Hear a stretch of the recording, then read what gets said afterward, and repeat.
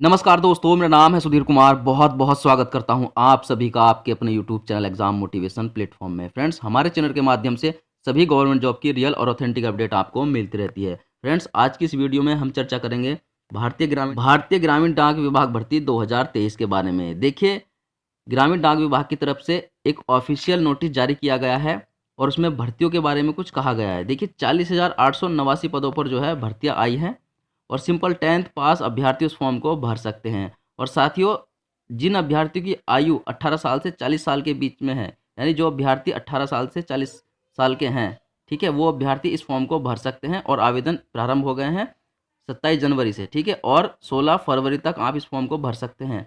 और साथियों, मैं इसके ऑफिशियल नोटिस पर आपको लेकर के चलूँगा और सारी जैसे सैलरी वगैरह, ठीक है, और आपका सिलेक्शन इसमें कैसे होगा, सारी चीज़ों पर मैं डिस्कस करूँगा, ठीक है। तो चलिए बिना टाइम गवाए मैं आपको इसके ऑफिशियल नोटिस पर लेकर के चल गाइज, ये रहा ऑफिशियल नोटिस जो भारतीय ग्रामीण डाक विभाग की तरफ से जारी किया गया आज डेट 27 जनवरी 2023 को। देखिए, government of India, ministry of communication, departments of ports, देखिए नोटिफिकेशन दिया गया है जजमेंट ऑफ ग्रामीण डाक सेवक के रूप में, ठीक है।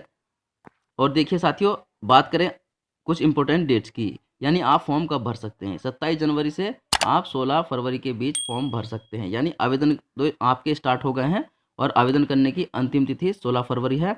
और यदि आप फॉर्म को भरते समय कुछ गलतियाँ या कुछ त्रुटि कर देते हैं तो आप 17 फरवरी से 19 फरवरी के बीच फॉर्म में करेक्शन भी कर सकते हैं। और साथियों, अगर बात करें पोस्ट क्या क्या मिल रही है, आपको बीपीएम की पोस्ट मिल रही है और आपको एबीपीएम की पोस्ट भी यहाँ पर मिल रही है। और साथियों, अगर बात करें सैलरी की, तो बीपीएम की जो सैलरी है वो 12,000 से लेकर के 29,380 रुपये सैलरी आपको मिलेगी।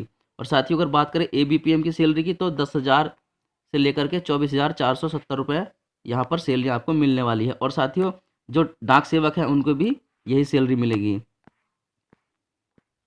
गाइज, अगर बात करें एज लिमिट की, तो कम से कम 18 साल और अधिकतम 40 साल की एज वाले अभ्यर्थी इस फॉर्म को भर सकते हैं। साथियों, फॉर्म बहुत अच्छा है, ठीक है, आप भर सकते हैं। 40,889 पदों पर यह वैकेंसी है, ऑल ओवर इंडिया के लिए है। भारत के किसी भी राज्य के अभ्यर्थी इस फॉर्म को भर सकते हैं। और साथियों देखिए, अगर बात करें अपर एज लिमिट की, तो जो एससी और एसटी के अभ्यर्थी हैं उनको यहाँ पर 5 साल की छूट मिल रही है एज में, ठीक है, एज रिलैक्सेशन आपको मिल रहा है। और ओबीसी के अभ्यर्थी है तो 3 साल का एज रिलैक्सेशन मिल रहा है। और ईडब्ल्यूएस के लिए कोई एज रिलैक्सेशन नहीं है, ठीक है। और साथियों, आप अपने हिसाब से देख सकते हैं, ये नोटिफिकेशन काफ़ी लंबा है लेकिन मैं आपको मेन मेन चीज़ें ही बता रहा हूँ। देखिए साथियों, बात करें एजुकेशन क्वालिफिकेशन की, तो इसमें सिंपल 10th मांगा है, 10वीं पास अभ्यर्थी इस फॉर्म को भर सकते हैं। साथियों, आपके पास अदर क्वालिफिकेशन होनी चाहिए, जैसे आपके पास कंप्यूटर का ज्ञान होना चाहिए और साइकिल चलानी आपसे आनी चाहिए, तभी आप इसको भरना। और साथियों देखिए, बात करें फॉर्म भरने की, किसी भी साइबर कैफे पर आप जाइएगा, ऑनलाइन माध्यम से ये फॉर्म आप भर दीजिएगा। और साथियों, बात करते हैं सिलेक्शन प्रोसेस की, तो आपका कोई एग्ज़ाम नहीं होगा, कोई इंटरव्यू नहीं होगा, बस मात्र आपका मेरिट के आधार पर सिलेक्शन होगा, यानी 10वीं के अंकों पर ही आपको यहाँ पर लिया जाएगा। देखिए साथियों, आपको ग्रेड के हिसाब से, यानी A1 ग्रेड है तो इतने आपको पॉइंट मिलेंगे और A2 अगर ग्रेड है तो इतने पॉइंट मिलेंगे। ऐसे ही आपको जो है यहाँ पर नंबर दिए जाएंगे और आपको जो है मेरिट के हिसाब से लिया जाएगा। देखिए, आपको सिलेक्शन जो किया जाएगा आपका, वो मेरिट के हिसाब से किया जाएगा, यानी आपकी मेरिट बनेगी 10वीं के अंकों पर, ठीक है साथियों।